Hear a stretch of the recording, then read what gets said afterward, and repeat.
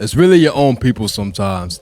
A lot of rappers have lost their lives to the streets, but some of the most notorious and coldest cases in hip-hop have been at the hands of their closest friends. By all accounts, Bankroll Fresh was geared up to be one of the next biggest artists out of Atlanta. He's been putting in work for years, eventually linking up with some of the biggest names, including Gucci Mane, Mike Will Made It, and Metro Boomin, again, all legends out of Atlanta. The moment that really helped give Bankroll his breakthrough moment was when he dropped Walked In. The track gained notoriety because everyone was remixing the song left and right, but things went south in 2016 when Bankroll was tragically gunned down in Atlanta. His death was a shock to the industry, leading to tributes from A-list artists ranging from Post Malone to Lil Wayne, all over the spectrum. And the saddest part is that Bankroll was killed by one of his own, a childhood friend and fellow rapper by the name of No Plug. Bankroll and No Plug grew up together in Atlanta, but according to No Plug, Bankroll's demeanor started to change once he really started getting things popping. There's only so much you could speculate about these two men's relationship with one another, especially because Bankroll is no longer here. But jealousy, ego, and fame mixed together can create deadly results. The moment when things really soured between No Plug and Bankroll was during a turkey drive in Atlanta's 9th Ward. This is where No Plug is from, and he clearly wanted to play the role of the OG at the event. The thing is, Bankroll shows up unannounced and stole No Plug's shine by wanting to pass out toys to the kids himself. This got taken the wrong way, where No Plug's cousin interpreted Bankroll strolling in as a sign of blatant disrespect. Bankroll was escorted out by No Plug and his crew, only for a fight to break out. Everyone walks away from the altercation, but it planted the seed that would sadly lead to Bankroll's death just a few months later. When Bankroll and No Plug crossed paths at the Street Exec studio a few weeks later, tensions were already sky high, and an altercation ensued inside of the studio. Bankroll chased No Plug out of the studio, which led to No Plug peeling off but returning a few minutes later with his crew. Bankroll confronted them with a rifle and opened fire, and next thing you know, bullets were flying everywhere in all directions. Bankroll was hit within the crossfire. His crew rushed him to the hospital, but unfortunately, he succumbed to his injuries in the hospital. The police recovered over 50 shell casings at the scene of the crime. Since Bankroll fired first, No Plug was never charged with the crime. Bankroll's legacy lives on though. One of his biggest records, All There with Jeezy, was released after his death and stands out as one of his most well-known tracks. Harlem's own Big L is hands down one of the most revered rappers in hip-hop history. He's known as one of the greatest battle rappers of all time, and there's no shortage of artists who have named Big L as one of their biggest musical inspirations. In 1999, L was in the middle of a promising run. His grind had gotten him a deal with Rockefeller Records, which was co-run by both Jay-Z and Dame Dash. Unfortunately, Big L never got a chance to take that offer and capitalize on what would have been an amazing career. Not even a week after that deal, he was brutally murdered in Harlem, shot 9 times in the face and chest during a drive-by shooting. And the saddest part was that the man arrested for the crime was Gerard Woodley, one of L's childhood friends.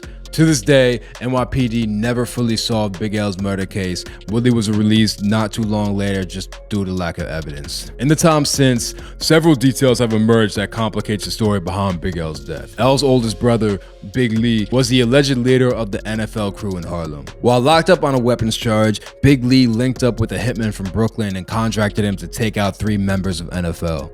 Big Lee tasked his little bro, Big L, to point out the targets to the hitman and make sure the work got done properly. One of those targets was Gerard Woodley, who realized he was being tailed and managed to shake the hitman off him. But in the process, he saw Big L with the hitman and realized it was on. At that point, he considered it a killer be killed situation, which led him to strike back at his one-time friend. In 2016 though, nearly 17 years after Big L's murder, Gerard Woodley was shot in the head and killed in Harlem right in front of his house. Cameron, who was a close friend of both Woodley and Big L, attended Woodley's funeral and posted a video claiming that Big L had attempted to murder Woodley a week before his own death. While Gerard Woodley's family maintains that he had no involvement in Big L's shooting, it is totally possible that Woodley was trying to get at Big L before he got to him. And one of the most tragic parts of this whole story is that if you flip over Big L's debut album and look at the back cover, you'll see a photo of Big L and Gerard Woodley together posing on a street not too far from where Big L would eventually lose his life. Lil Snoop's career really began to take off when he ran up on Meek Mill's tour van in 2012.